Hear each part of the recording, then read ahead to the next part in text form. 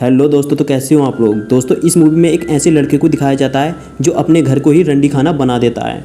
तो आगे क्या होता है ये आपको वीडियो देखने के बाद पता चलेगा। मूवी की शुरुआत एक भड़ुए से होती है और इसका नाम लेलू होता है। लेलू एक घर के पास जाता है और इस घर का दरवाज़ा खुला होता है। लेलू घर के अंदर चला जाता है, तभी उसे पानी की आवाज़ आती है। तभी वो बाथरूम का दरवाज़ा खोलता है तो बाथरूम में एक हुस्न की परी नहा रही होती है। ये देखकर लेलू उसकी लेने की सोचता है क्योंकि उसका हथियार पिंजरे के अंदर फड़फड़ा रहा था। लेलू उसके पास जाता है क्योंकि दूर से उसकी चूंचियाँ साफ नहीं दिख रही थी। जैसे ही वो चूंचियों के पास जाता है उसकी आंखें खुल जाती हैं क्योंकि लेलू एक सपना देख रहा था और उसका आज एग्ज़ाम भी था। पर लेलू क्लास में लेट पहुंचता है जिस वजह से उसके लोड़े लग जाते हैं। अगले दिन लेलू अपने दोस्तों से कहता है कि कल मैंने पड़ोस की एक लड़की की पूरी रात मारी थी। पर उसके दोस्त लेलू की बातों पर विश्वास नहीं करते और उस पर हंसने लगते हैं, जिससे लेलू को बहुत गुस्सा आता है। तभी लेलू अपने फ्रेंड जोल से कहता है कि मेरे फादर कुछ दिनों के लिए बाहर जा रहे हैं, मुझे क्या करना चाहिए। जोल कहता है तुम इस मौके को बिल्कुल हाथ से जाने मत देना। तुम हर रोज़ एक नई लड़की को लाना ताकि तेरे केकड़े का काम चल सके। ये सुनकर उसके केकड़े में बेचैनी होने लगती है।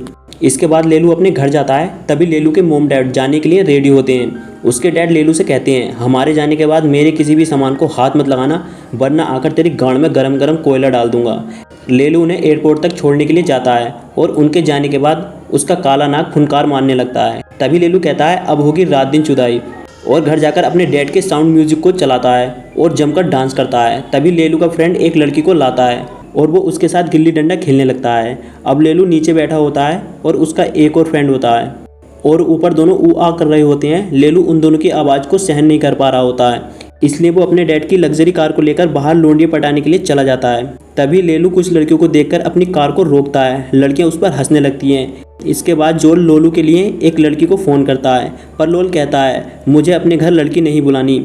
और जब जोल लड़की को घर ना आने के लिए फ़ोन करता है तो उसका फ़ोन नहीं लगता। लेलू रात को पढ़ रहा होता है, तभी दरवाजे पर एक आवाज़ सुनाई देती है और जब लेलू दरवाज़ा खोलने के लिए जाता है तो वो एक काली भैंस को देखता है और लेलू उसके काले थनों को देखकर डर जाता है।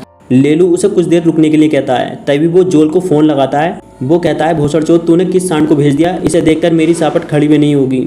जोल कहता है अब जैसे भी है मार मार कर फाड़ दे इसकी, वरना मैं आकर तेरी गांड फाड़ दूंगा। ये सुनकर लेलू कहता है जिसने तुम्हें बुलाया है वो यहाँ पर नहीं है। पर काली भैंस कहती है चाहे मेरा काम तोड़ो या मत तोड़ो, मुझे मेरे पैसे चाहिए। लेलू कहता है तू तो पहले से ही टूटी हुई है, तुझे कौन तोड़ेगा। लेलू उसे पैसे दे देता है। तभी काली भैंस लेलू को नंबर देती है और उससे कहती है ये नंबर एक गोरी तितली का है, इसे एक बार कॉल ज़रूर करना, ये तेरी सापट को ज़रूर पसंद आएगी। तभी लेलू रात को सोने की कोशिश करता है पर उसे काले बैगनों के सपने आते हैं। तभी वो काली भैंस ने जो नंबर दिया था वो उस पर कॉल करता है और वो लेलू के घर आ जाती है और लेलू उसे देखकर कहता है उठा उठा कर मारूंगा, उठा उठा कर मारूंगा। और दोनों गांड मराई खेलने लगते हैं और तब तक खेलते हैं जब तक कि पूरी तरह से बेवड़े नहीं हो जाते। सुबह को लेलू कहता है तुम्हारे पैसे कितने हुए। पर चुदक्कड़ कहती है पूरे $300। पर लेलू के पास इतने पैसे नहीं होते। वो कहता है मैं अभी आता हूँ, तुम्हारे पैसे का इंतजाम करने जा रहा हूँ। और वो एक लोकर से पैसे ले आता है।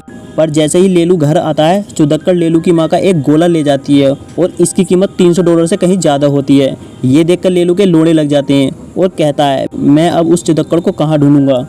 लेलू अपने दोस्त के पास जाता है। लेलू कहता है चुदक्कड़ मेरी माँ का गोला ले गई है, अगर गोला नहीं मिला तो मेरी माँ मेरे दोनों गोले फोड़ देगी। तभी वो काली भैंस को फ़ोन करता है।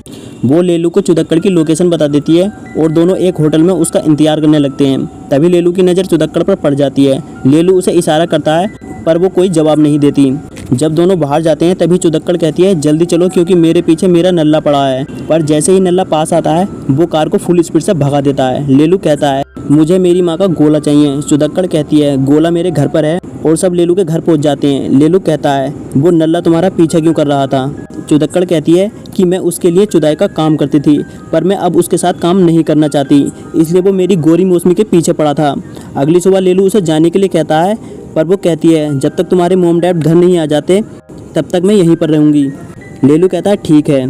पर लेलू कहता है कि मेरे घर में जो सामान है उसे वहीं रहने देना जहाँ पर वो है और मेरे घर के सामान से कोई छेड़खानी नहीं करना। और कहता है मैं स्कूल जा रहा हूँ 2 का पहाड़ा याद करने के लिए।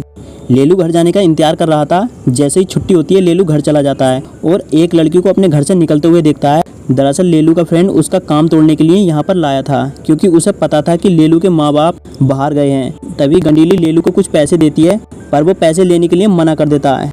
लेलू दोनों चुतेड़ों को घर से निकाल देता है और खुश होकर जिम करने लगता है। तभी लेलू दोनों चुतेड़ों को देखता है कि वो नल्ले के साथ लड़ाई कर रही थी। तभी लेलू बाहर जाता है। चुतेड़ फिर से लेलू के घर के अंदर चली आती है। नल्ला लेलू से कहता है कि तू जिन चुतेड़ों को अपने घर में पनाह दे रहा है वो एक नंबर की बेस्यां हैं और एक दिन तेरा हथियार काट कर ले जाएंगी। इसके बाद नल्ला चला जाता है। अब तीनों एक साथ डिनर करते हैं। लेलू कहता है तुम सिर्फ आज रात यहाँ रुकोगी और सुबह यहाँ से चली जाना। पर चुतेड़ कहती है तब तक हम यहीं रुकेंगे जब तक कि तुम्हारे मॉम डैड नहीं आ जाते। और कहती है बदले में मैं तुम्हारे साथ फ्री में चुदाई करूंगी और तुम्हारा गोला भी वापस दे दूंगी। लेलू कहता है अगर फ्री में दोगी तो मुझे कोई परेशानी नहीं है, तुम यहाँ रह सकती हो। रात को जब लेलू पढ़ रहा होता है तो चुतेड़ आ जाती है। वो लेलू से अपने साथ काले गगन में उड़ने के लिए कहती है। ये सुनकर लेलू काले गगन में उड़ने के लिए तैयार हो जाता है और रात को दोनों घूमने के लिए जाते हैं। चुतेड़ कहती है तुम्हारे फ्रेंड बहुत अमीर हैं, अगर तुम चाहो तो हम लेन देन का बिजनेस कर सकते हैं, इससे तुम्हें भी काफ़ी पैसा मिलेगा। तभी लेलू कहता है तुम इस धंधे में कैसे आई। वो कहती है मेरे फादर रोज़ मेरे तोते उड़ाते थे, मेरी छोटी सी कुइया का गुफा बना देते थे, इसलिए मैंने सोच लिया था कि अब सुरंग तो बन गई है, क्यों ना अब मैं अपनी सुरंग को कुतुब मीनार बना दूँ। ये है मेरी लेन देन की कहानी।